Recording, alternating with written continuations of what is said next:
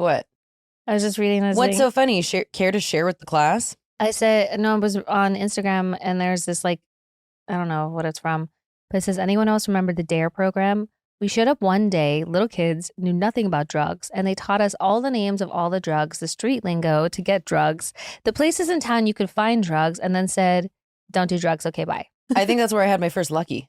They're like, don't do drugs, don't smoke, don't do any of those things. And I was like, let's all go try this out. Yeah. Welcome to Disrespectfully with Katie Maloney and Dayna Kathan. Unapologetically, We're here to do what we want to do. spilling the tea. Babe, you're going to see the power of women. Like, Disrespectfully. the DARE program was interesting. Do you remember those commercials where, I mean, they were so stupid. Like, I remember the girl that looked like a flat pancake on the couch. I felt that way last night. I have been trying those new edibles. I'm trying to get on that level. I want every to look time. like that. I want to look 2D. So what was that, a DARE commercial? Do you remember, or was it some other program? No, it was like a anti-drug commercial. Well, there was the one. This might have been the 70s. This might have been before our time, and I saw it somewhere. But the dad who came and he was like, "Where'd you get this pot? Who taught you about this?" And he's like, "I learned it from you."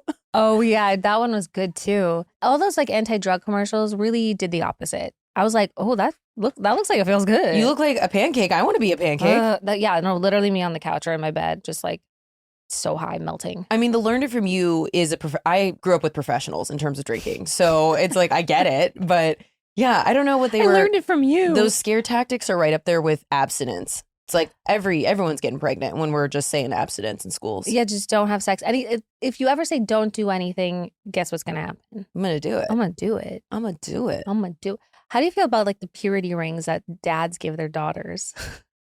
Talk about crazy. Haven't we talked about this before? Because we saw the guy. I think we have. Okay, the guy, as a refresher or welcome, if we have any new Coven members, tell your friends. We saw the dad. The girl was like turned around and he bent down like a proposal to give her a purity ring. And I was deeply disturbed by it. I think the whole thing is creepy. I think that in whatever cultures it's usually religious people, but when they take on this whole like purity thing is the daddy's business. And it's like, and also you never see them presenting them to boys. I know the Jonas Brothers wore them for a time, which was ridiculous, but it's always girls that it's like we're protecting their virginity and their pureness. Yeah, their purity. That is very true. I mean, I did feel like growing up, I saw a lot of like CTR rings with like Mormons. What's a CTR ring? It means choose the right. What does that mean? Like make good choices or put it on your ring? Basically, yeah. Choose the right thing to do, aka don't fuck. And those are the same soakers. Those are the super soakers who are choosing the right. Is that the right? Super soakers. Like, absolutely. I was watching Welcome to Plathville, which is a fantastic show, but like is also deeply disturbing. Do you know about that? Scripted or? It's unscripted. It's a TLC show. So it's about this family. I love a TLC reality show. In the vein of like the Duggars, of that like Christian fundamentalists, like crazy, like homeschool. That's it. You know, they have a bunch of kids. The parents now are separated, but not divorced. The mom accidentally ran over one of the smallest ones when it was an infant, killed it. Didn't really catch any heat off that. Real suspect stuff. But one of the girls, she has a boyfriend now for 3 months. His name is Zach. Her name is Lydia. And they want to get married. And everyone's like super suspicious. What are their ages? Young. Like I think they're like, no, like maybe 19, 20, you know. But they're also saving their first kiss for their marriage. I saw a clip of this online. Yeah, no. And then the best part was when they all started singing Amazing Grace. It was like the two of them and then their friend. I mean, listen, my gaydar has, I want to say it's perfect. Seldom wrong. I was like, girl, if this guy doesn't want to kiss you, he doesn't want to kiss anyone, period, unless maybe even one of your brothers. Like, but yeah, it's giving that. Oh, it's brutal when you see that from far away. There's nothing you can do. It's a canon event for some. Her little friend was as I was singing Amazing Grace, but I caught a little bit of chemistry there between those two. I saw little sparks going. I'm like, first of all, why are you and your boyfriend not just singing the song? Who's this third? And it was a guy? No, it was a girl. Oh, okay. Ah, see, that's what I'm on right now. Interesting. But yeah, great show. Out of all the reality shows that I don't get sucked into with like dating stuff, TLC is so solid for me. My 600-pound life, My Strange Addiction. My Strange Addiction is that kind of shit I'm really into. I'm into it too. I didn't watch like 1,000-Pound Sisters or My 600-Pound Life or whatever it's called. My 600 pound, yeah, my 600 pound. Yeah, I mean, I would watch it, but I was, and then 90 Day Fiance, like I got really into that for a time. And also I would say the OG episodes. I know this isn't a daddy basement episode, but I'll put those forever on the daddy list, or maybe I have before, but it's so fascinating. And it's the same thing. It's like you clear as day see that 90% of these people are being used for a green card. It's so obvious and they just don't want to believe it. They don't care. I don't think they care. Oh, I think her name was Danielle and Mohammed. I think she cared when she found out, but it was so obvious that she was getting used, and then he, got I think the green she's card. one of the, I mean, obviously Big Ed, I mean, he had to have known, but also like it's not like he was having tons of luck on his own soil, so yeah, I don't know. It's always it's usually those people who feel like they're reached the bottom of the barrel, if you know what I mean. Right. And so maybe just somebody that is getting something else. It can be transactional at that point. Yeah, which is fine. Love After Lockdown, same kind of thing. It's so good. Okay, so I only made it through like 3 seasons, and I think mostly it's just my ADHD and TikTok brain, but I was so into it. Like that was such a great show. I should circle back. It was a comfort watch for sure. I learned what my new favorite term from that show, where she was referring to her man who's getting out of prison to come live with her as he was going to be her house dick. And I was like, yeah, I got to give me one of those. Wow, good for her. And then I started dating Nick. There you go. So I was like, well, no, you're just my house dick. Yeah, that's introduced. This is my house dick, Nick. This is my house dick. He doesn't have a name. Okay, since we just did a quick basement, back to this fucking phone. Still cracked. I looked on Verizon. I'm due for an upgrade in a month. So doing this right before, but they said if I just send it in, they're like, you're agreeing that it's in good condition, no cracks, no nothing. And I'm like, okay, it still works completely fine. And it's not even that. I've seen much worse cracks. Can't you offer me like a half credit of what the amount you would have offered me for this phone, which basically would have been a free upgrade? I think I'm going to stop in Verizon and ask them. I think also there's plenty of like computer, what do you call it? Like tech stores that does like can fix computers, can fix phone screens. And I think it's like $100. Yeah, it's more so about the convenience and that I'm quite lazy. So I looked that up. I was like, well, going to Verizon is like, I would rather spend a whole day at Disney. Well, I mean, for multiple reasons, but like that's a commitment. I mean, it is, but you have to go. I have a pretty good slow one that I've gone to before. And I'm pretty sure it's a money laundering situation because I've never seen another person in it. I respect they're always trying to like talk about contracts and like going to like a dentist who's like, you got 16 cavities. You're like, bull fucking shit. You're just trying to squeeze more out of me rather than this $160 cleaning you're about to do. Oh, I listen to a dentist if they tell me that. Have you ever gone to and got a second opinion and they're like, no? No, mostly because I didn't have the luxury to do that back in the day. But yeah, this man every time I was going was trying to nickel and dime me for some bullshit I didn't need. And I became really suspicious. So I went and asked somebody else and they're like, no. Are you a cavity queen? No, I've had plenty in my life. Have you? Yeah. I've only had one ever my entire life. And it's the one that turned into a fucking root canal that I was butchered. And then ended up needing 3 root canals in a week. Almost needed cleft palate surgery. Ended up losing the fucking tooth altogether and now have an implant. And every time they take x-rays of my beautiful fucking teeth that are healthy, everyone is always like, what happened here when it's a new dentist? And I was like, oh, I was completely You should butchered. see my x-rays in my mouth. It is like down here. It's just like all like implants. And I had one failed root canal, ended up being an implant. And then in front here, it's just like metal plate and then like 2 implants with a bridge. What's a bridge? I hear that sometimes. So it's when if you lose like 3 teeth, rather than doing 3 implants, they'll do 2 and then a tooth in between. That's like, so it's like one whole section. Oh. That's why I talk with a lisp, because it's kind of like a thick, right in the front of my mouth. I have this bridge and it's like thick. I think you should bring your x-rays to the team so we can put that on social media. People need to take a look at that. I have no idea where I'm keeping those, but if I come across them, I will. How about that? Okay. Fascinating. Should we do some hometown heroes and solve everyone's problems? Yeah, I think we should. I think one last thing, just so you know, because by the time they hear this, it's the portal's closed. But do you know that the Lionsgate portal is open today? No. Can you explain a little bit of what that's about? Here's the problem, you guys. I'm in a real pickle. So it's open today. Tomorrow's a full moon. So today, the Lionsgate portal, it's like something about how the Earth is rotating and it's directly on this star. And it happens every year. Lionsgate is a constellation? Don't quote me on this, but it's a star of some kind, but it's the highest frequency or something of the year. So it's really good for manifesting. So last night, I wrote a list of what I'm manifesting and then I read it 8 times. And then I'm supposed to read it again tonight 8 times. It's just like high frequency. So is it too late for me? No, do it. You can still do it. Tonight? So do today, do your list when you get home, read it, and then read it again tonight. So that's what I'm doing. The problem is you're not supposed to watch anything scary or sad. You're not supposed to listen to sad music. You're not supposed to do this, that, and the other. Me and Katie are going to see Weapons today, and the new Ethel Cain album came out today. Well, what if you don't find it to be scary? Well, I think that I think it's probably a no-no, but my hands are tied. So why are you telling me this? Because I want you to suffer with me. I don't want to do this alone. So anyway, I think maybe we're counteracting it, just doing it. I'm just choosing to believe, reading that, and like being on a high frequency. Mm-hmm. I was listening to the Carter 3 this morning, and Lil Wayne over and over is like, I'm getting money like a motherfucker. Money you'll never see. Yeah, I got everything. You got nothing, and you ain't got nothing on me. And so I thought that was kind of a chant into the abyss. I like that. I was like, turning it up. I was like, money, yes. That sounds like a spell if I ever heard one. Yeah, I was like, wow, I should be a lot further along by the amount of times I listened to this in my senior year of high school. But anywho, shall we get to the program? Let's get to the program. Before we start, please send in, especially for new audience members, your hometown heroes and your WWDDs, which is what would disrespectfully do, at disrespectfullypod@gmail.com. Yeah. Please do that. Yeah. Okay.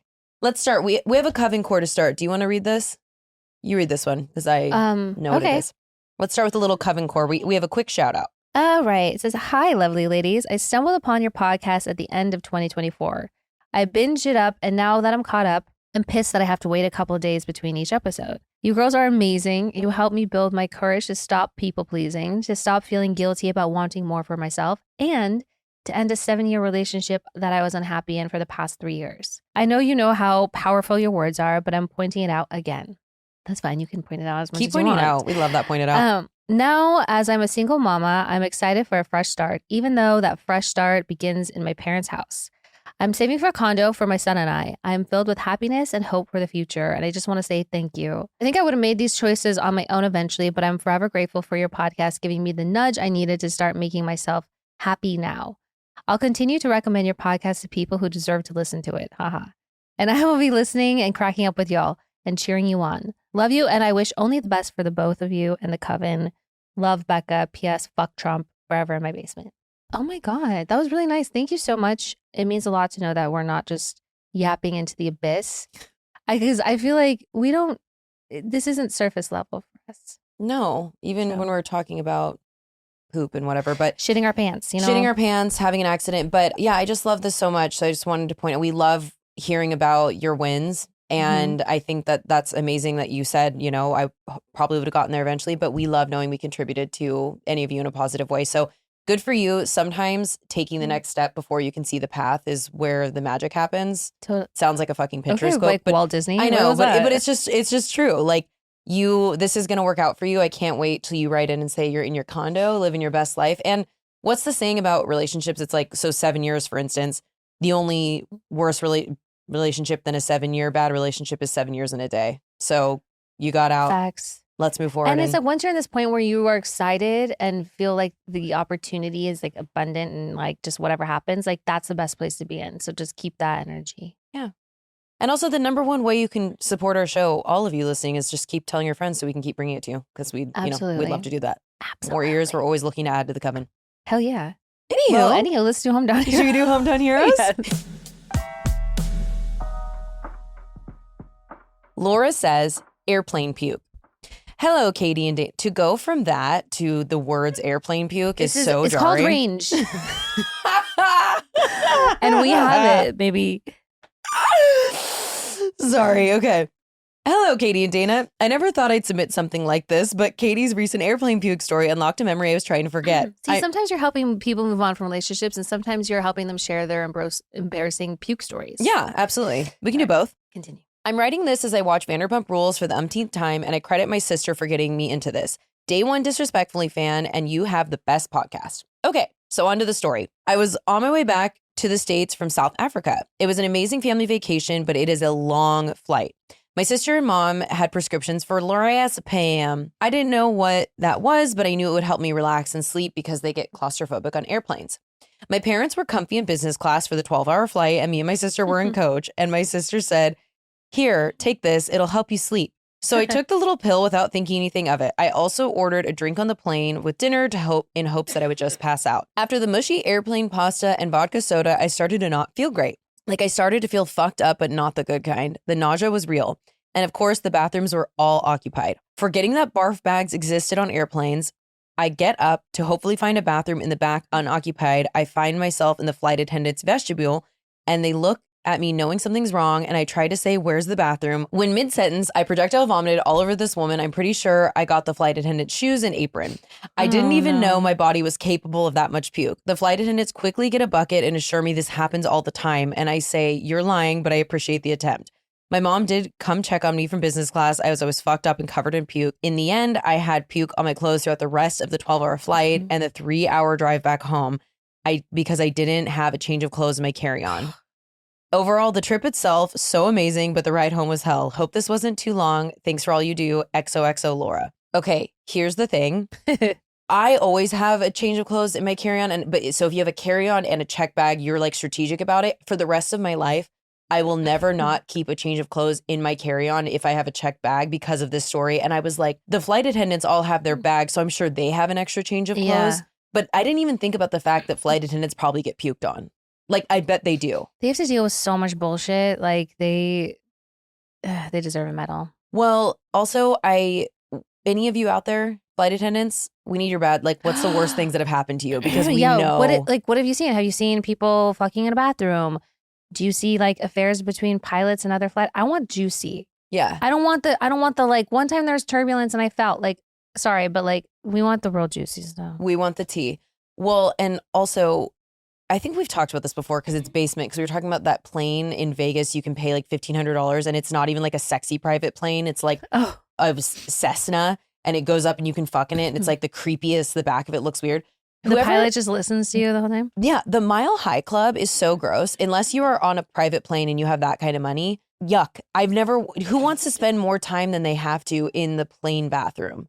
Like, I'm sure there's lots of, and also, hey, if you're in the Mile High Club and you'd like to share that with the class, but imagine anything less sexy than trying to have sex in an airplane. Why don't you go have sex in a honey bucket? Yeah. While you're at it. Go get Eiffel Towered in a fucking porta potty. But yeah, if you have joined the Mile High Club, I just want to know logistics. I want to know what the like, you know, where do you put your limbs? Oh God, you can. It makes me like feel sick. I mean, I try not to touch anything. So are you just like in a like yoga pose with your butt out like this, and they're just like, I don't know, man. I don't know. Okay, we all know summer is amazing. Sunshine, road trips, beach days. But can we be honest for a second? It also means one thing, sweat. And if you're not wearing the right underwear, that could get real uncomfortable real fast. And that's why we swear by MeUndies. Their micromodal fabric is legit magic. Super soft, breathable, and somehow stays cool even when it's 90 degrees and your AC is losing the battle. And they've got everything. Briefs, boxers, cheeky cuts, bralettes, you name it. Plus, their summer prints are ridiculously fun. Think tropical vibes, popsicles, and even pool floaties. Your underwear drawer deserves a vacation too. MeUndies has a cut for every butt with over 20 different styles in 100 different colors and prints. Plus, their signature super soft micromodal fabric is breathable, stretchy, and oh so comfy, making it ideal for all-day wear. If you need something even more breathable and summer-proof, check out the Move Me line with Bree fabric, which has moisture wicking and anti-odor technology perfect for working out or just keeping you extra cool on those sweltering days. And get this, they use sustainably sourced materials and work with partners that care for their workers. Not always a guarantee in today's world. Also, if you're not happy with your first pair of undies, even though how could you not be? It's on MeUndies. With more than 30 million pairs sold and 90,000 five-star reviews, MeUndies are the essential summer must-have for every drawer. Right now, as a listener of our show, you can score sizzling summer deals like up to 50% off at MeUndies.com/disrespectfully and enter promo code disrespectfully. That's MeUndies.com/disrespectfully. Promo code disrespectfully for up to 50% off. MeUndies, comfort that's made for summer. It's way too hot for bulky, uncomfortable bras. This summer, I'm reaching for Honey Love's cutting-edge bra collection to stay cool, comfortable, and supported all season long. If you're still dealing with underwire pokes or bras that feel like body armor, it's time for a serious upgrade. Honey Love makes the best wireless bra that feels like a second skin. They're lightweight, breathable, and perfect for hot summer days. Whether you're rocking a t-shirt, tank top, or breezy sundress, their bras give you just the right amount of lift without the squeeze, thanks to years of research, development, and testing. It's the ultimate bra experience. And let's talk comfort. Honeylove's signature support comes from smart design, not stiff wires or bulky padding. It's all the shape and hold you want without any of the stuff you don't. Once you try it, you'll honestly forget you're even wearing a bra. Honeylove recently launched their new Cloud Embrace bra, which sold out in days. It's a modern wireless t-shirt bra with sturdy, lightly padded foam cups that feel like a cloud against your skin. It's a wireless bra for people who love underwire. The style is bound to sell out again, so don't wait to try it. And Honeylove isn't just about bras. They've got shapewear tanks that are just as comfortable and supportive. Honeylove's best-selling Superpower Short is a must-have. It has targeted compression technology that distinguishes between areas where you want more support and areas that you need less compression. Plus, the best part is it won't ever roll up or down thanks to the flexible boning hidden in the side seams. Treat yourself to the most comfortable and innovative bras on earth and save 20% off site-wide at honeylove.com/disrespectfully. Use our exclusive link to get 20% off honeylove.com/disrespectfully. After you purchase, they'll ask where you heard about them. Please, please, please support our show and tell them we sent you. Experience the new standard in bras with Honeylove. The next one says, Hannah says, my failed attempt at a one-night stand. Hello. First off, as a fellow childless 30-something who loves hanging out with friends and going to shows, I love having baddies like you represent this lifestyle. So I haven't thought about this awkward moment in my life for a while, but this podcast is the perfect place to share some cringy moments in my 20s. I spent most of high school and 2 years of college on and off with the same guy. Looking back, I'm like, girl, what were you doing? But I was young, in love, and thought the drama was just normal. So there I was. I just turned 20, finally officially single, living with 3 guys in a dirty party house, drinking probably 6 days a week. One night, after way too much tequila, I decided it was time for my first one-night stand. Leaving a house party, I spotted this tall dude. I'm talking like 6'6". Dayna, did you write this in? It's me, Jessica. It's me, Jessica. I say that, by the way, if you don't know what that's from, you've never seen The Hot Chick and you need to watch it. It's super offensive, but really good. And I say it's me, Jessica, like a lot. Me too. It's a vocal stem. I love it. I love it. It's me, Jessica. Okay. Drinks were flowing, so my memory's a little hazy, but I remember basically grabbing his hand, saying, "You're coming with me," and bringing him back to my place. A few more drinks later, we're in my room. After what felt like 2 minutes of kissing, this guy jumps up and grabs a condom from his wallet. No surprise, the sex was not great. 0 foreplay, 0 lube, and honestly, his pee wasn't fitting into my V at all, even though he kept trying it. Oh. At that point, I was just lying there drunk, thinking this sucks and I'm tired. Then suddenly he leaps up from the bed and looks down at his crotch. Fuck, he says, the condom broke. At that point, I just thought, whatever, and passed out right there. Fast forward to the next morning, I walked him to the front door to give him a hug goodbye, and he asked to exchange numbers. He also reminded me that the condom had broke. I said I'd get the morning after a pill, and he responded by saying he's going to get tested. At the time, I was kind of insulted. Like, A, why didn't he offer to pay for the plan B? And B, did he really think I had an STD? But now looking back, I'm like, yeah, you should definitely get tested while you're out there sleeping with strangers. So while I'm in the shower trying to wash out the night before, I start feeling something down there. I sit on the floor and realize there's still pieces of condom in me. There I am, hungover, digging latex out of my lady bits and trying to piece together what exactly happened the night before. Meanwhile, my nether regions were sore for days. Guys, please, foreplay is so important. Yep. Absolutely. The next day, he texts me asking me to come by his dorm. When I get there, he gives me this huge hug and says, I think we should slow things down. Maybe we could go on a date sometime. Dude, absolutely not. I never hooked up with him again. But of course, he started showing up at my house parties and his friends became friends with mine. I found out from his roommate that that the guy was a virgin. I had popped his cherry. It honestly all started to make sense. Who knows how old that condom was? He had no clue what he was doing in bed. Poor guy thought he caught an STD his first time and genuinely thought we were more than a one-night thing. I hadn't thought about that moment until his face showed up on my Facebook feed holding a child. Yep, apparently we're still Facebook friends. So that's the story of my failed one-night stand with a virgin. Dang. This is giving Forgetting Sarah Marshall when Peter goes to the pediatrician to get checked for STIs. And he's like, I think I caught something, man. Would you just look at my dick? And he's like, it's a good looking dick, Peter. Put it away. It's like, you're fine. Or whatever, being that nervous. It's like, wear a condom. You're fine. Yeah. I just watched that movie, so it's really fresh in my brain. Do you think so good. Do you think you've ever had sex with a virgin? I know I have. After you were not a virgin? Yeah. Wow. Did they told you beforehand? Yeah, I knew. Okay. Did it make you feel powerful?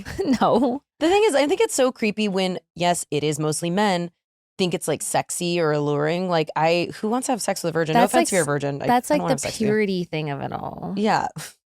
No. You want, I hate when like these like red pill dudes like start talking about like, oh, if her body count's high. You don't want to, then they use all these dumb comparisons and like, what do you call them? Analogy? Like, you wouldn't want to eat in a place and blah, blah. Yeah, stupid no. analogies. Thank you. Which I just roll my eyes at. But anyway. Any man who says the word body count, I won't be sucking the dick of. That's what I know. Like, it's such a ick kind of thing. It's like, you're not a feminist if you're asking about body count. Equal opportunity for all, y'all. Men can be whores, women can be whores. Yeah. Sorry, I don't use the term whores and like, you know, with so much misogynistic undertones. Okay, I just meant like, you know what I meant. Sometimes I'll read my DMs and sometimes I won't like hit the requests and sometimes I'll just like delete them. And I saw one the other day and I looked at it fast. I should have fucking posted it to my story. Someone sent me a meme and it was like a big gate and it was like said slut cemetery and it was like, I better be buried here. And they were like, first of all, I'm not saying you're a slut, but then I was like, no, I am. Let's bury me at the fucking slut cemetery. I'm proud. I want to be buried at the slut cemetery. Me I'm like, too. There's nothing. I love sluts. Yeah. I am a slut. I hope to be a slut. I want everyone to be sluts. Everyone should be way more slutty. We're gonna end up on fucking Fox News because of this specific conversation. So think about kicking things up a notch.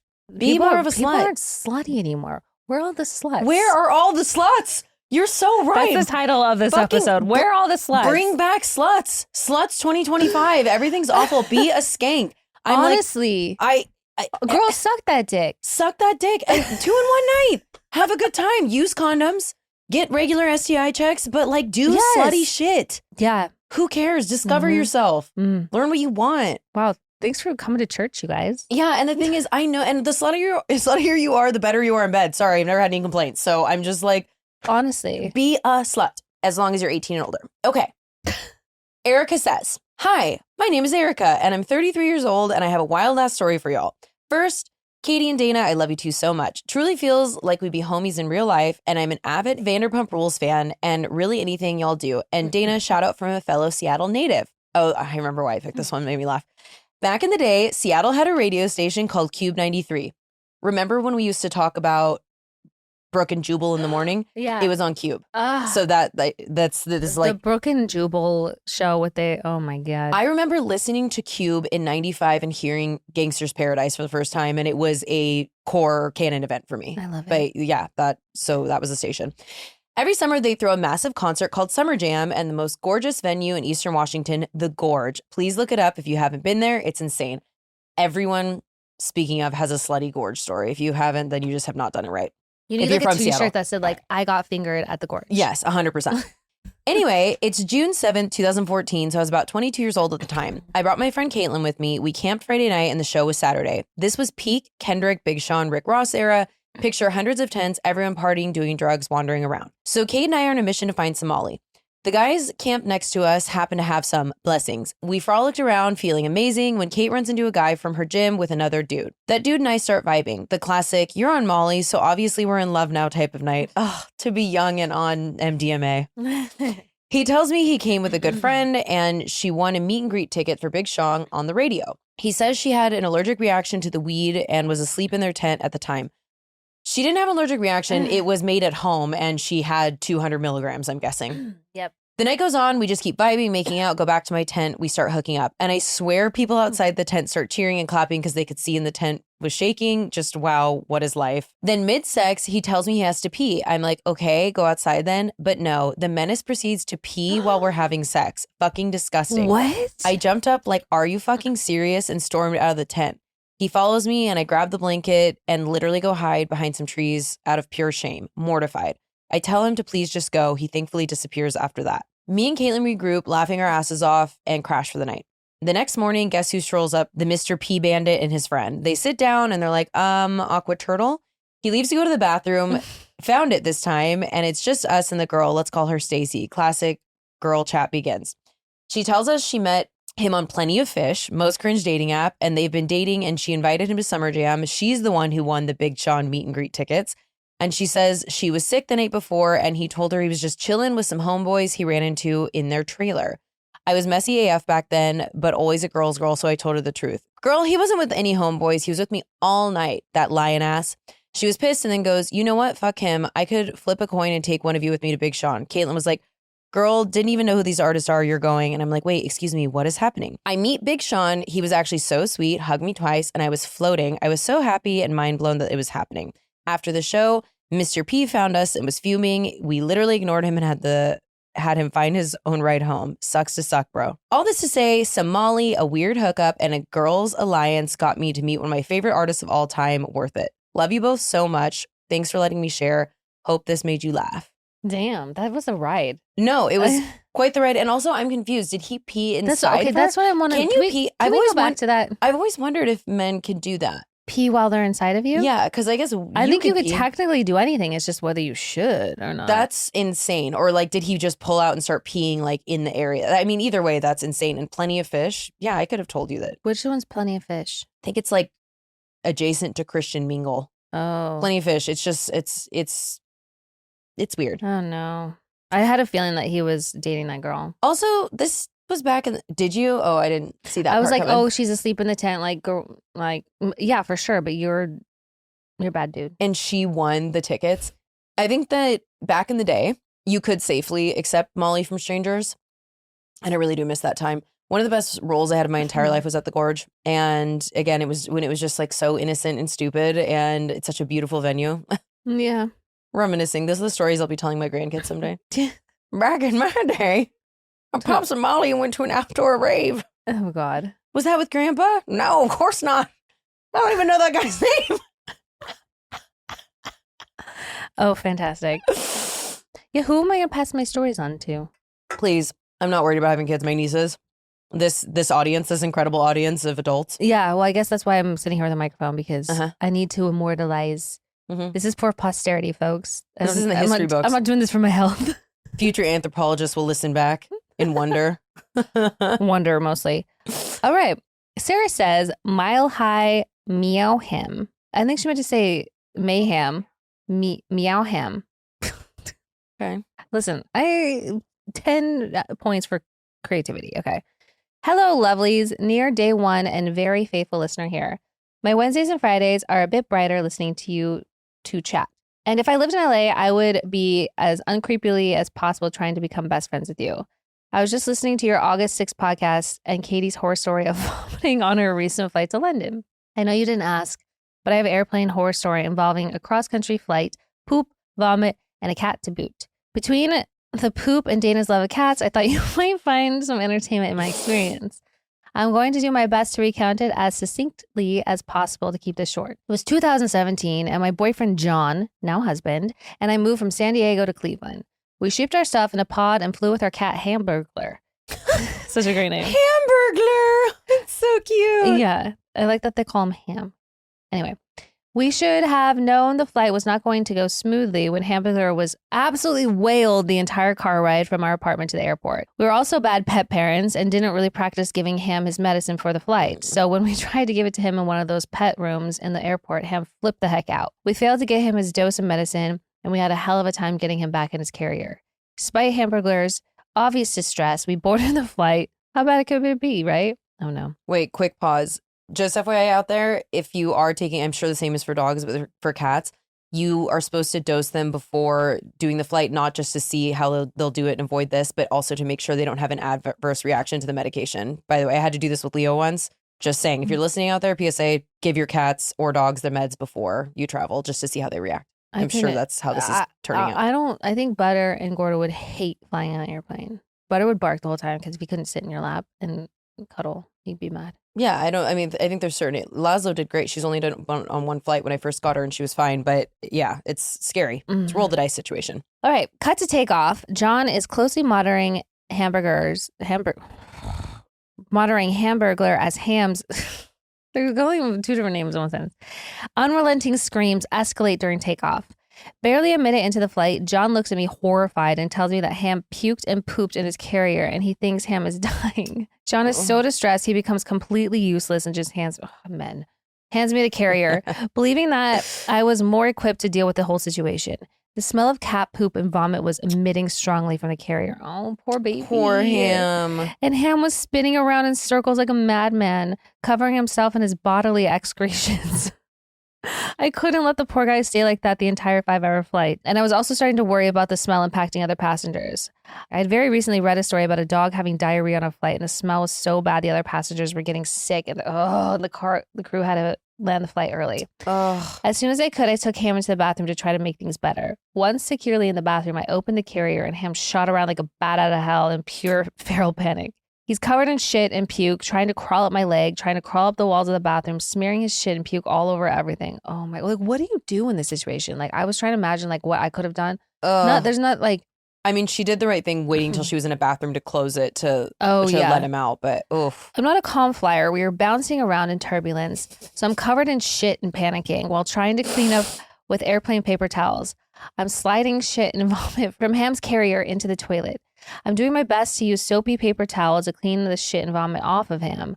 I'm trying to wipe the mess off myself and off the walls of the bathroom. I don't even know how I managed to get Ham back in his character because he was a feral beast. I get back to my seat, and my husband asks how Ham is, and I'm so fucked up by all of it that all I can do is shake my head. I do not remember any rest of the flight until we start our descent. Ham somehow still has shit and vomit left in him and manages to do a little bit more of both in his carrier.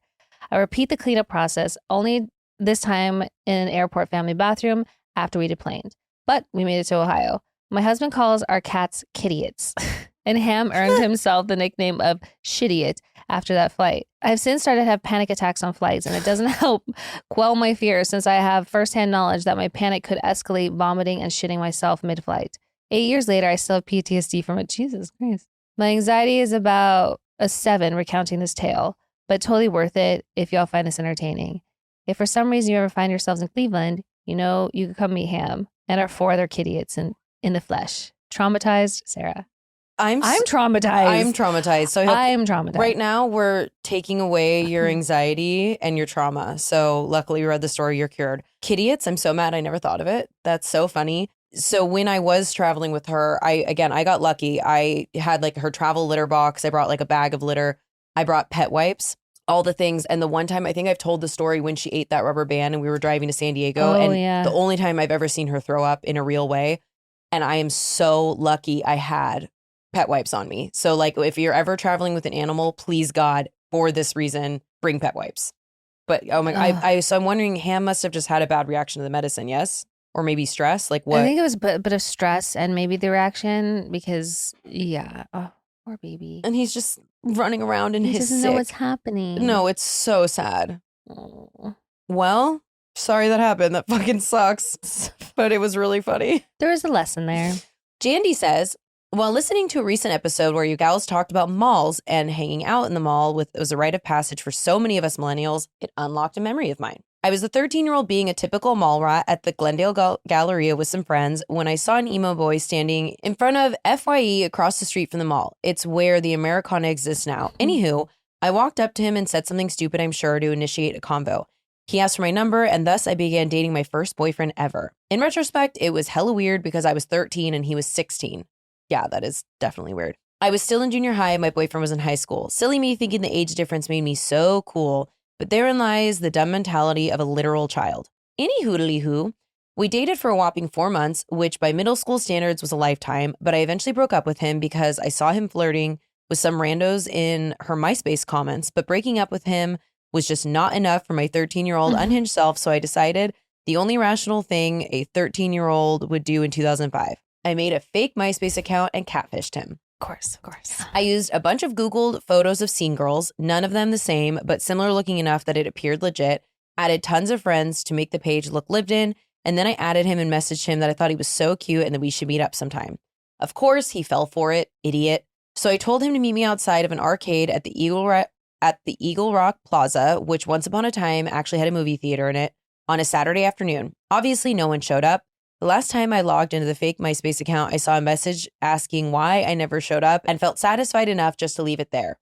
If you're feeling bad for the moron, don't. He went on to become a serial cheater on every girlfriend he ever had after that, which I only know because I later went to the same high school, which he was eventually kicked out of for terrible grades as an 18-year-old and still being in the 10th grade, a straight up loser. Anywho, love you, bye. Oh my God. You're like an original catfish. If this was the MySpace days, I'm like, I didn't even know what that was at the TV show time. got the inspo from you, actually. Yeah.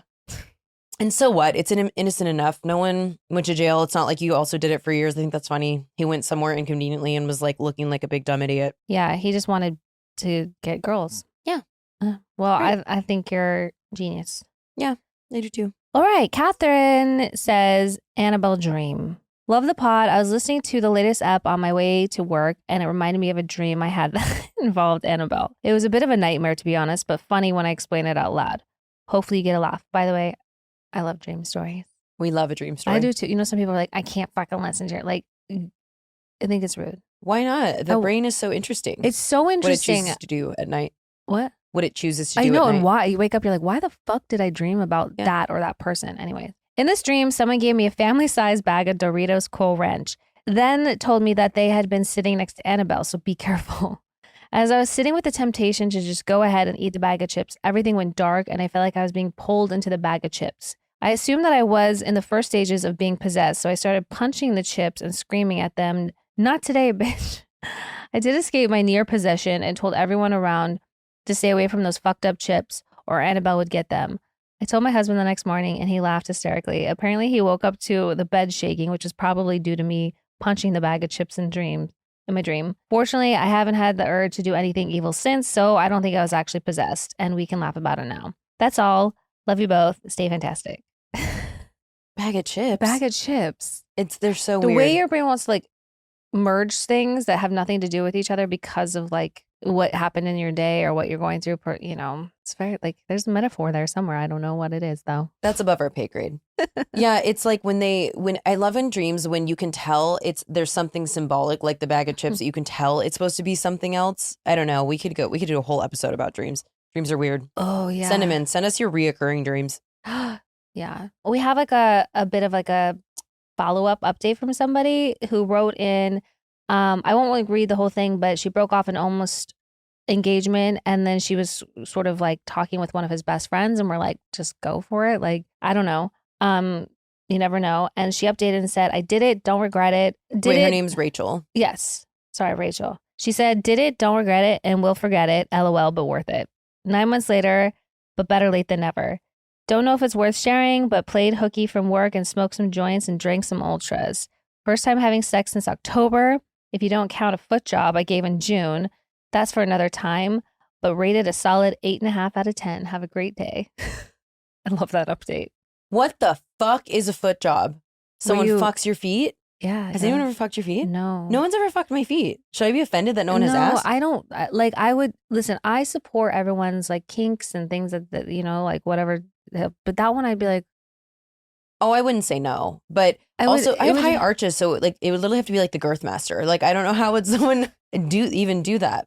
I can't imagine. I don't know either. If someone's fucked your feet, please write in because we want to know more about that. I think it's a little more common than we realize. Really? Well, because some people have like men are real big into like feet. You know, they want feet in their mouth. They like toes. Do you read into that? Like if a man likes feet? No, I just think that is a common, pretty like yeah. I'd say so. Yeah, I guess I'm offended at this point. I'm not offended. Okay, we're different. Yeah. Okay, great update. Sounds like a good day to update. me. Also, playing hooky and just like getting stoned and drunk and having sex. What a cute my dream date. Yeah, my little fucking dream date. Literal dream date. Should we solve? Oh my god, what was that little influx in my voice? Should we solve some problems? Ooh. Should we do some WWDD? Yeah, let's see if we can go.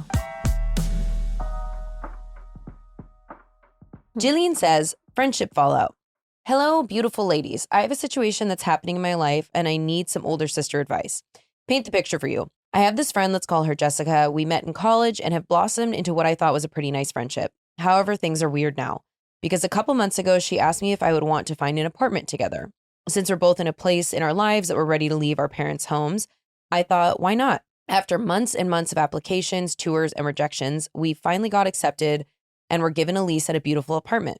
We spent the whole day going over the lease with my dad and discussing how excited we finally both were to get the place.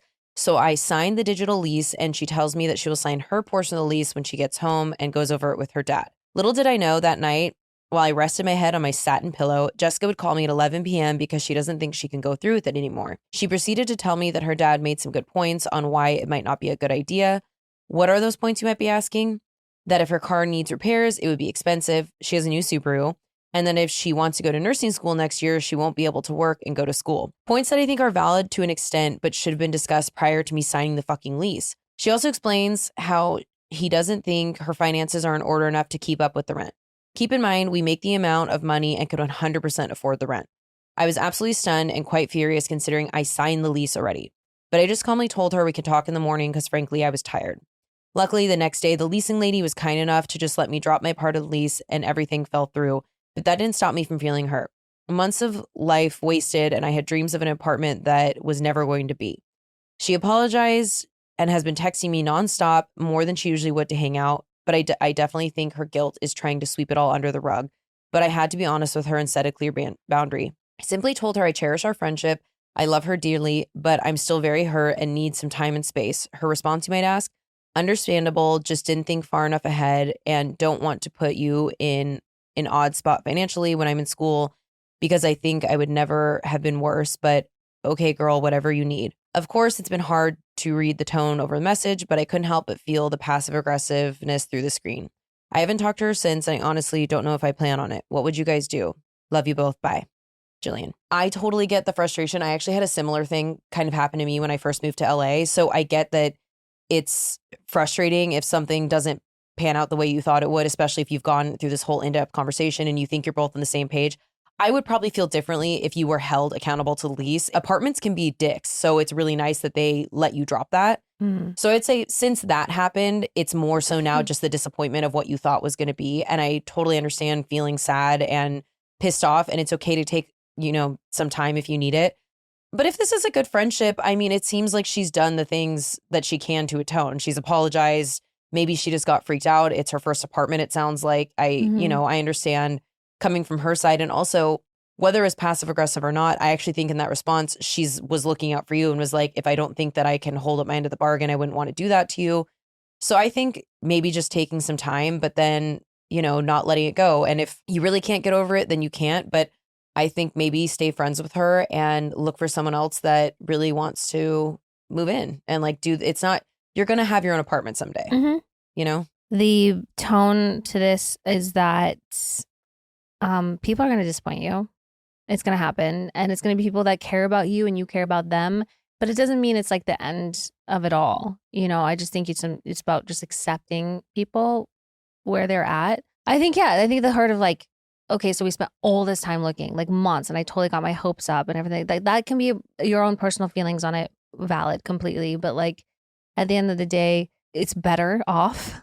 Because imagine if like you lived with somebody who had a hard time bringing up important issues. Like this should have been something that she considered months ago or during this like whole search that you guys were under, like cost of things, schooling, like those aren't small things. Those are big lifestyle things that were going to be affecting her in the immediate future. So like why she even had the idea to look for an apartment and go down that road with you was like, it's a question mark, but it is what it is. So I understand that frustration. But I think, you don't want to throw away the friendship. I think for like a probational time, you don't need to tell them, but just kind of like keep a little bit of a distance in terms of like whether or not you want to rely on them or trust them for things. It doesn't mean that the friendship's going anywhere, and then just let it rebuild from there. Does that make sense? Yeah. Okay.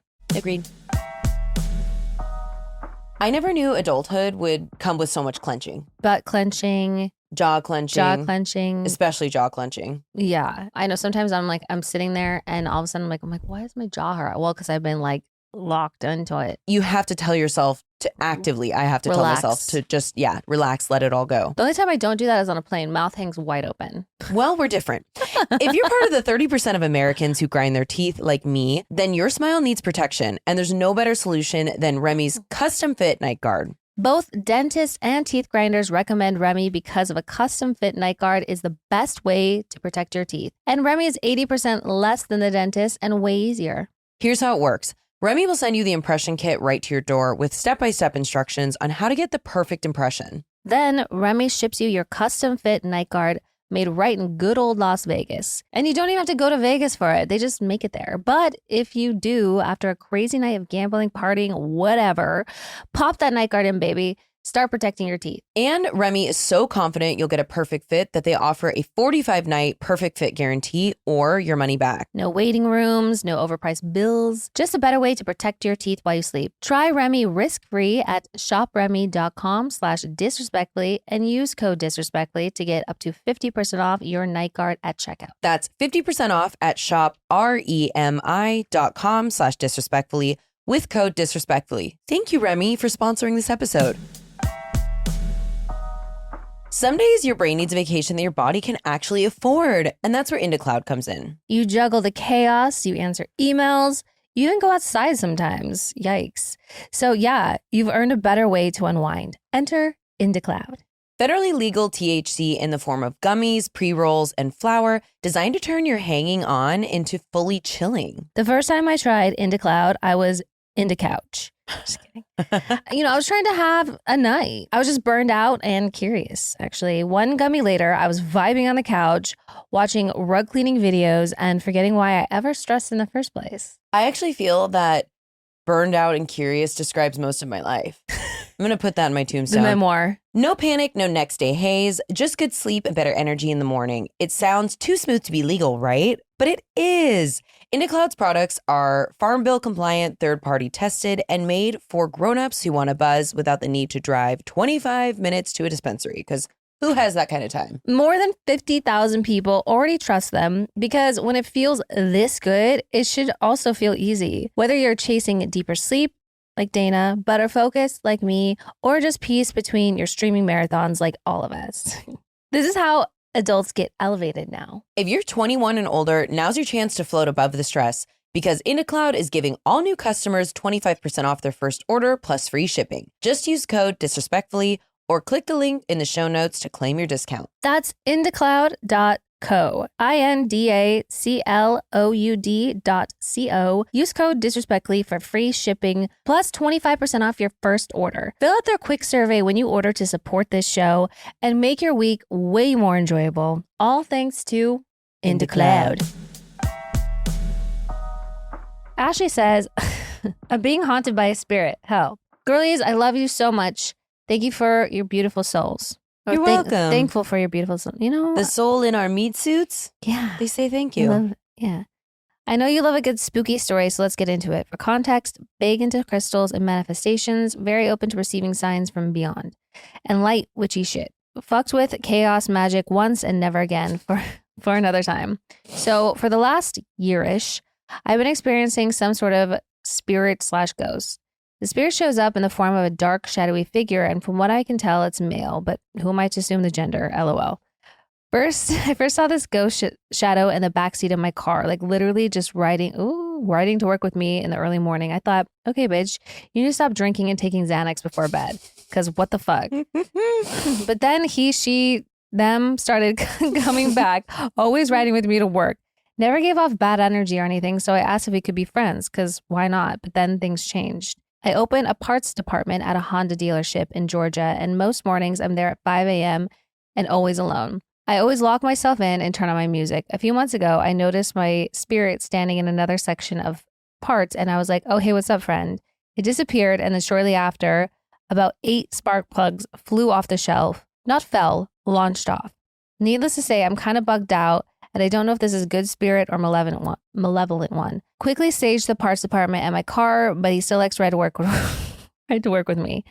Sorry this is long. What would you do? Help a spooky girl out. Best wishes, warmest regards, Ashley R. from South Jersey, now living in Atlanta, Georgia. Also, I know it's August 1st, but I decorated for Halloween already. I love your style. Also, the randomness and the way you speak is just, it's so my thing. I love it. I was cackling that entire story. It was so well written. Girl, I don't know. Like you try to make nice. I think that the less you acknowledge it, but just more be like, hey, look, it's fine if you want to hang around, but I can't hurt you. Just don't, I can't help you, but just don't let me see you. And I don't want things to get bad. So you can acknowledge it in that sense. But other than that, like, Maybe see like a medium. No, you need to tell it to go. It's time for it to go, whether it's malevolent or not, and it's just like kind of a trickster. It seems like it's changed its tone since you asked to be friends, or maybe it is a different entity. So with Sage is more for neutralizing the space. Palo Santo is for good energy. Juniper is to banish. Yeah. And particularly with when we're talking about a low vibrational entity. So I would say sage it up, follow it up with some juniper, and open up windows and doors and say, GTFO. We're done here. Light some white Goodbye. candles and yeah. Say, No, get it away. But I'm saying done. if it doesn't want to go, like, then you can bring in the big guns. But yeah, I think you already did. Well, and also you can, before you tell it to go with a firmness, you can ask it to leave. Yeah. Say you're released. Your work here is done. Goodbye. Go to the other side. And then if it won't, then you say, did I stutter? There's the door. Yeah, when he tries to get in the car with you, just be like, I'm not driving this car an inch until you get the fuck out. Don't make me turn this I'll car turn around. this car around. Drive you back home. Yeah. Okay, good luck. And I'm usually an August Halloween decorator too. I haven't gotten to it yet, but love you though. I'm like a beginning of October. I don't know. It's just so hot. I don't want I want my home to look like a sarcophagus as early as possible. So that's usually what I do. I'm like that for Christmas. Like throw the purple lights on, the black cobwebs everywhere. You know how November 1st, I decorate for Christmas. That's acceptable. I'll Yeah. accept that. I usually do on November 1st, then switch to my Christmas Usually stuff. pretty depressed by then, so I need it. Yeah. You old shot in the arm. Also, have I already talked about this? The new creepy Halloween Did store. you go? No, I didn't go yet. So Oh. we need to go. But Let's there's go.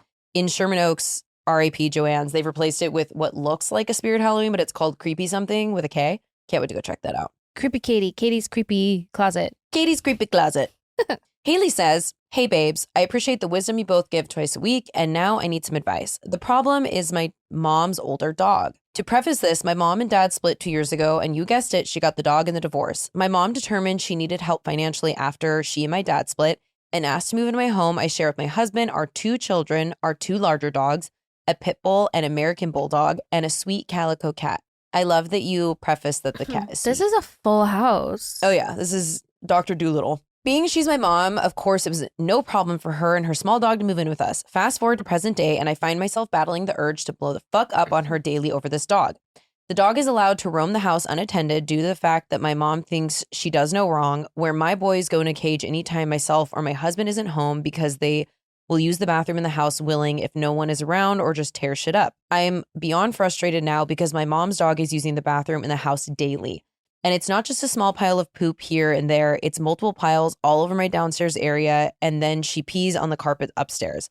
I've asked very nicely multiple times for my mom to crate her during the day or put her in the room and close the doors so that if she does use the bathroom inside, it's not lingering throughout the entire house. Each time she gives me negative pushback as if it's my problem that her dog continues to be a nuisance in the family's home. My mom lives on the first floor, but allows her dog to hide under the beds upstairs when she's getting ready for work in the morning at 6 a.m. and wants my husband to chase her dog down daily to put her downstairs, all while trying to juggle both kids, getting them ready for school and himself ready and out the door. I had to tell her, unfortunately, it's not his responsibility and she needs to keep the dog downstairs and we'll put up a baby gate to keep her there. My mom continues to see me as the problem, asking for a very simple fix. Am I the asshole? Love you both and look forward to hearing what you think because I am ready to pull my hair out of my head. Haley, you're a saint. Yeah. This is absolutely, your mom is the problem here. I think that it's so, and obviously she's your mom, so you welcome her and the dog into your house.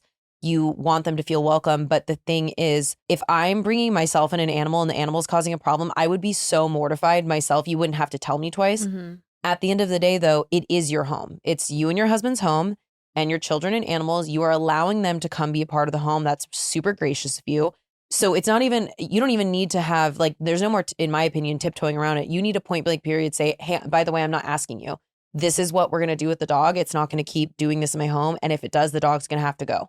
Or you can go with the dog. Love you so much. Yeah. These are my house. This is my house. These are my rules. That's what I mean. It's like you're set those rules as a standard in your home for the animals that live there. And any animal that comes and stays needs to abide by those rules. And people need to respect that. I think the lack of respect is like really why I'd be pissed off even more so than the pee on the rug. Just like the fact that somebody has like just zero respect for my home, my rules, my wishes, my family. I'd be like, I don't care who you are. Goodbye. Bye. Yeah, so I think if you have one more final talk and say like, listen, we got to get the baby gate up. She needs to stay in a sequestered area when you're not there and you can't keep eyes on her. You cannot let her roam. This is what's happening. Can we do that? If she says no, just be like, then I think you need to find somewhere else to live. I know that's hard to say because it might cause some tears. It might cause some panic, but like save yourself the fucking peace that you need. Totes. I hope it helps. Hope that helps. Kelly says, Dear Dana and Kelly. Dear Dana and Katie, first off, huge fans of EPR and your former podcast. Oh yeah, this is warning disordered eating. Here's my problem. My BFF has recently been diagnosed with an autoimmune disorder. Prior very long relationship being paleo. Now she is sick. It's like she's the first person to ever be sick. She's going through B6 toxicity. Sorry, Dana, but Celsius has it and you should stop drinking it. Just kidding, do you? No Celsius slander. Well, I know it's not great. As I finish this fake Celsius. I know it's not great, but like also like if you have one every whatever a couple times a week, you're not gonna die. Well, I posted on Insta stories after a run. I was drinking liquid IV without any hesitation. She tells me I need to stop drinking it because I will get B6 toxicity, and not in a kind-hearted way. More like you have to listen to me since this happened to me. Everyone should hard stop. I will say I shouldn't have said calm down in the convo. I was wrong there. But she continued to tear into me about it. And if I don't, that means I don't care about her. I know if I ever commented in her eating issues before, she'd be livid. Oh, she also went to my mom to tell her to have me stop. She left it as do whatever you want with your body, but she's right. I will. Damn right. I haven't spoken to her since, and she's my maid of honor in my wedding.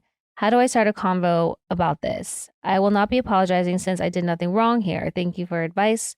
Sincerely, someone who just wants people to live however they should because it's no one's business. Yeah, these are the people that get mad at you for having a donut when they're on a diet. Like, I understand it's unfortunate that she's going through this and the health issues can really take their toll on a person, but like you cannot be dictating to other people based on your own experience what they should be doing. I think that's just how it is. I think if you just tell her, just like, listen, I want to be supportive of you and I want to be a friend, but like you cannot tell me what I should do or shame me or try to guilt me or anything like that. Like I have free will. So I hope she doesn't listen to this podcast because I had a liquid IV last night and now I'm having my fake Celsius. You know what? I feel great. I'm going to do some push-ups on the way out. Here's the thing. I agree with everything that Katie said. Totally sad that she's going through this thing, but it feels like projection a little bit. And it would be different for me if you were shooting heroin and she had a problem with that. I think there are certain things that go on a list of we care about the people in our life, so we want to protect them from themselves if they're doing these things. But having a liquid IV is not on that list. So I would just say you need to set the boundary and just say, maybe even bring up that it feels a little bit like projection and just say, I'm sorry for what you're going through. I hope that you get better. I'm glad you're taking the steps to care for yourself. But this is my life. And if I choose to do this, I just don't think you need to get so worked up about it. I'll suffer the consequences. Yeah, 100%. And everyone's different. So like just because something happened to her negatively doesn't mean it's going to happen to you. Yeah. So I tell people, well, I'm built different. Sarah says, Dear Katie and Dana, longtime listener, first-time caller. I love the two of you so much. Thanks for letting us laugh through the horrors of life with you. So this isn't an advice question, but I have to know, do either of you have crazy dreams from the sleep aid that you use? I start using them because I'm a fellow insomniac, and last night I dreamt that I was applying for a job at Willy Wonka's chocolate factory. Is this just my brain? We would love to know. XOXO Sarah. Awesome. And this is so... Yes, I have the craziest dreams. I love it. This is so funny that because I forgot I picked this one and we were talking about dreams earlier. I would say for me, are you a remember your dreams all the time person? Most of the time, yeah. So I feel like people either do or don't. There's sometimes an in-between, but I'm very much a do my whole life. And I've always had really wild dreams. So I can't say that I attribute it to that, but I think it's a known thing. So like, maybe I just don't notice it because most of my dreams are kooky, but I definitely took one last night and I took one of those baby blues and an edible and I was having very, very strange dreams. I kind of like it. Like I know that it's going to give me crazy dreams and I'm sort of here for it. I don't mind it. I wake up and it's like, that was like a movie. I mean, I'm like, okay, Spielberg. I had a dream that I was applying for a job at Lake Tahoe on a mountain and there was all these skiers and I had to park in this really specific place that felt scary. And Connie Britton was the manager there that I like needed to get to like me. And she would be great in that role. We were part skiing and then I was going to be taking a minimum wage job there, but I was going to be commuting every day. So then I asked to work longer hours on less days so I wouldn't have to drive so much because I was like, how am I going to afford the gas if we're doing this? And then I also wanted to get some skiing in. And then I lost my helmet and someone had taken eyeshadow. Someone I know, and I can't think of who it is right now. And they rubbed eyeshadow on their fingers and put it all over my helmet. And they're like, hey, you just didn't see it. Again, like, what is this? And then I did go skiing and I had these weird goggles. And then I had a dream about a particular person that we both know and don't care for. And it was just like, what are you doing here? Anyway, so, and I, again, to be fair, I was stoned and on. Yeah, I'd say just lean in. Also, like, did you get the job? Yeah, I want to see. We're both looking for work in our dreams. So I wonder if you're going to go back. What's the symbolism and there? You're going to have some green hair running around in a little white suspenders. You wake up, you're just orange. Sometimes that happens to me after spray tan. Do you know how to ski? Yeah. Oh, you do? I didn't know that about I you. learned. I was a late learner because we didn't. That's an affluent sport. So we were not a ski family. We were a get a job family. So I learned when I was 22 out of college, and my friend worked for a company called K2. They do make ski shit. And I had a K2 snowboard. He was like, I'll get you this gear for free if you buy a season pass to the mountain. And so you'll actually learn. And so we went like every weekend for my first season. And I went from doing a couple lessons on the bunny slope, Green Hill, to being able to do any blue run. So I still can. I mean, it's been years, but I feel like that is kind of like riding a bike. Like I feel confident. I don't know. My body runs. isn't what it used to be. So I don't think, like, I just remember how sore I was back when I actually had, the agility for it. Now I don't think I could last a day. First of all, I don't know how to ski. Were you a snowboarder? I've never tried and snowboarding. I was also late in life. Like, I grew up in a mountain town where we had world-class resorts around us. My dad worked for the resort. And I just was like, that looks scary. I want to go ice skating instead. And then I got in high school and like snowboarding was like the cool thing to do. So I learned how to snowboard, but I don't dare. Like my knees, I can barely walk up the stairs. I could not picture you flying down a mountain for any. Thank you. In any it's capacity. Just not me. That's not you. It's not my brand, and I'm fine with that. Well, I wakeboard, not well, but so I'm like, I want to try snowboarding someday just because I haven't. But I really like skiing. I miss it. One of the best things about living in Seattle is you're 90 minutes from a mountain in any direction, so you can get up early on a Saturday and just be on the mountain all day, and then we leave at night. I like the snow bunny activities. Put me like by a fire pit on the snowy mountain and give me a hot toddy. Yeah, absolutely. I'm into that culture. And also, I've never. We'll go. You'll take me to Utah sometime, but I've never been to Utah, and I also would love to go skiing there. Like all kinds of things. We should absolutely go. I won't ski. Yeah, you can go lodge it out. I'll meet you guys at the lodge. Well, everyone that I went with, because everyone around me grew up in comfortable situations, so they had all been skiing since they were kids. They were all like backcountry skiers. So I would be left alone on the groomers, which I was fine with, but I just put my headphones in because I'd be skiing alone all day. Do you know what was my like a core memory of mine? Not waking up, but like when I get up early for school, sometimes or even before, like at 5 o'clock or 6 o'clock in the morning, you could hear the dynamite bombing for Avalanche. Wow. So yeah, they do like dynamite on the mountain to loosen up and you could hear it in bed, and like it'd be like waking me up. Okay, that's such I bet anyone who grew up near ski towns or anything would have that. Yeah, if you grew up near a ski town, right in. Anyway, well, do you know how did we get on this?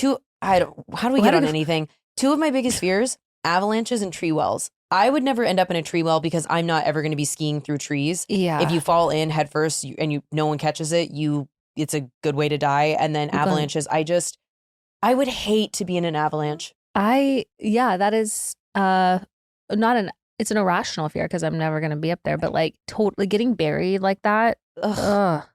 They have avalanche dogs though. They have avalanche dogs that will go help dig out people. I saw one. A guy had a camera and they training the dogs, and he like smushed his little nose in and then came in and was like barking and getting all excited. It was so cute. Dogs I'm like, are bless so them. Cute. I love dogs that work in professional fields.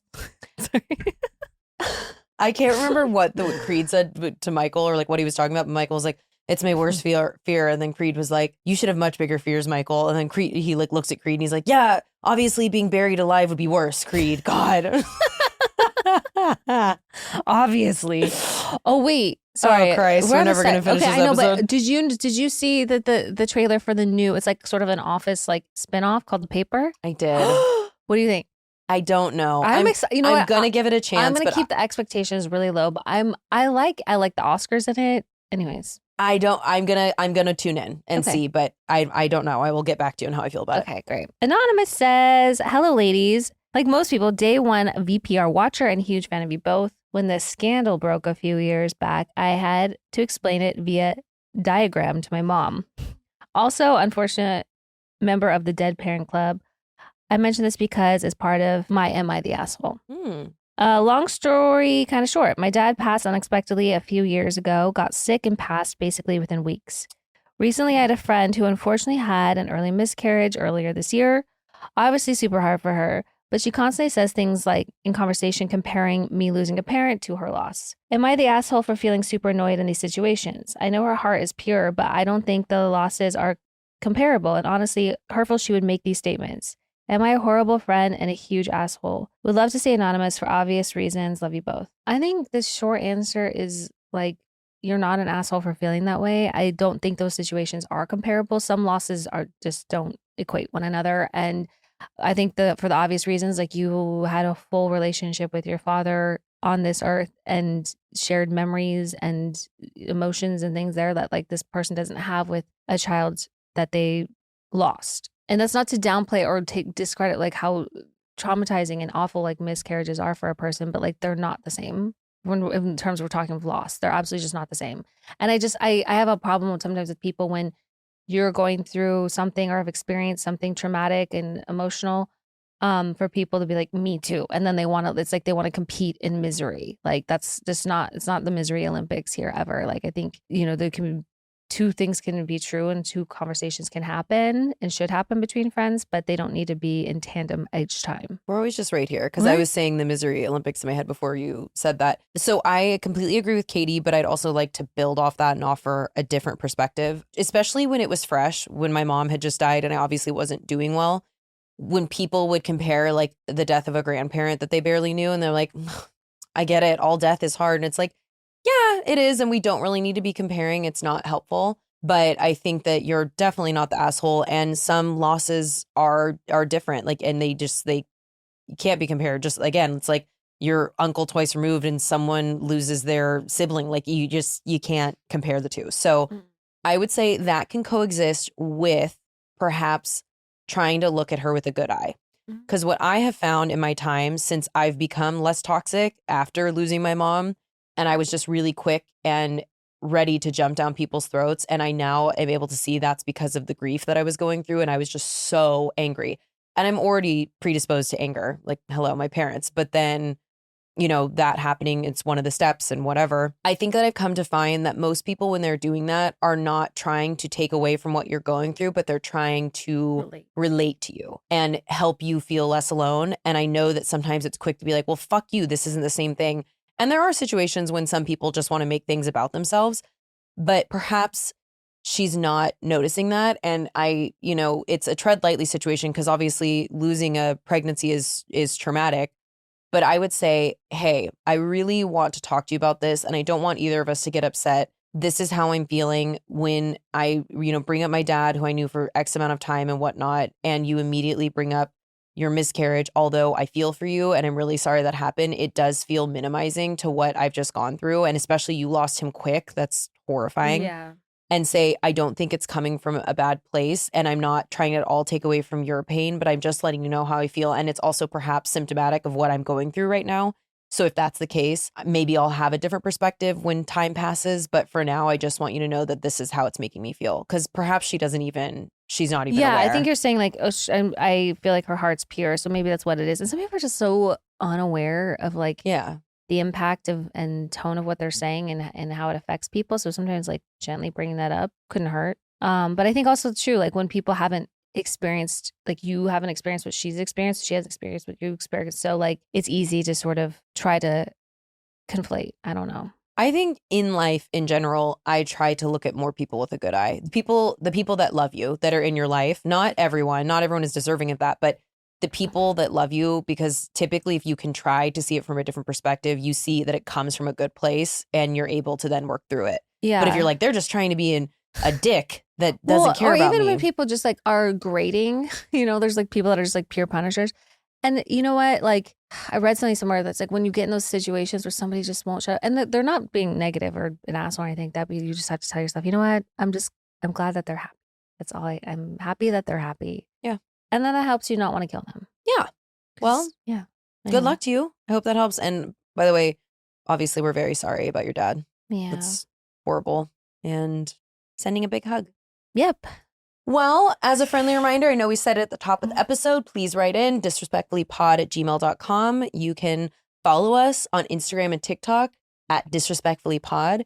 You can rate us on Apple. You 5 stars. can wash your car. You have options today. I don't know. 5 stars. We love you so much. Have a great weekend. Have a great weekend. Okay, love you. Bye. Love you. Bye.